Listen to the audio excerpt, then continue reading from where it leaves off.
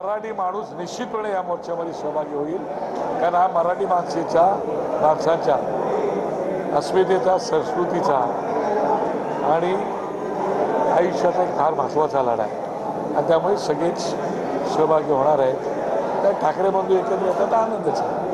आज बैठकीत काय चर्चा नाही तेच की आता नेमकं कारण साऊथ मुंबईमध्ये दक्षिण मुंबईमध्ये मिटिंग मोर्चा असल्यामुळे त्या मोर्चाचं यजमानपद आमच्याकडे आहे आणि ते यजमानपद आमच्याकडे असल्यामुळे आम्हाला त्याची तयारी करावीच लागते.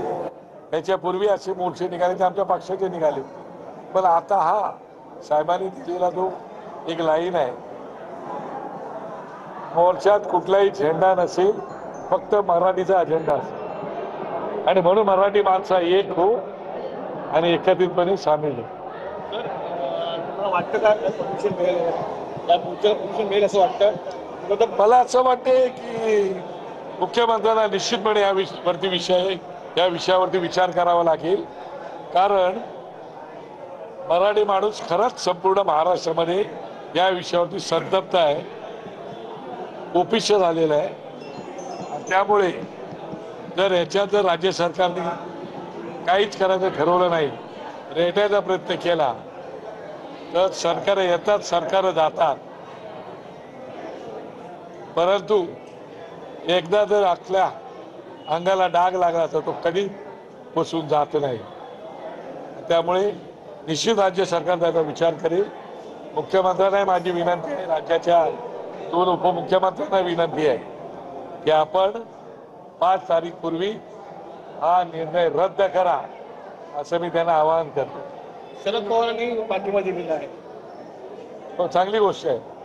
पवार साहेब नेहमीच मराठी माणसासाठी बोलत आलेले आहेत आणि त्यांनी पाठिंबा दिला. आम्ही त्यांचं मनापासून आभारी आहोत. जरी कोणत्याही पक्षाचा झेंडा नसला, मनसेचा झेंडा जरी मोर्चात नसला तरी मनसेच्या नेतृत्वात हा मोर्चा निघतोय, तर काही संदेश दिलाय का? बिलकुल हा कुठल्याही पक्षाच्या नेतृत्वाखाली निघत नाहीये. हा मराठी माणसांसाठी काढलेला मोर्चा आहे. राजसाहेबांनी तो विषय सुरुवातीपासून तुम्ही बघितलं, जेव्हापासून हा 22 एप्रिलला ज्यावेळेला हा विषय आला, त्या 22 एप्रिलला ज्यावेळेला त्यांनी सर्क्युलर काढलं, तेव्हापासून राज ठाकरे साहेबांनी हा विषय लावून धरलेला आहे आणि त्यामुळे त्याच्या मागे आम्ही सह्यांची मोहीम घेतली, मुख्याध्यापकांना पत्र दिलं, आम्ही होर्डिंग्स लावली, सतत त्या विषयावरती ते बोलताय आणि त्यामुळे मराठी माणसांचा हा मोर्चा असल्यामुळे याचं नेतृत्व मराठी माणूस करणार आहे. सर, मध्यंतरी एका सुनील शुक्ला नावाच्या व्यक्तीने मनसेची मान्यता रद्द होण्यासाठी तो सुप्रीम कोर्टात गेलेला. आज त्याने असं एक वादग्रस्त वक्तव्य केलंय की आता मुंबईमध्ये उत्तर भारतीय महापौर बनेल.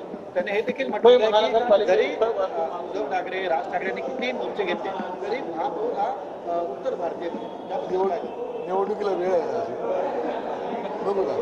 आणि त्याने असं देखील म्हटलेलं आहे की लोक हिंदू विरोधी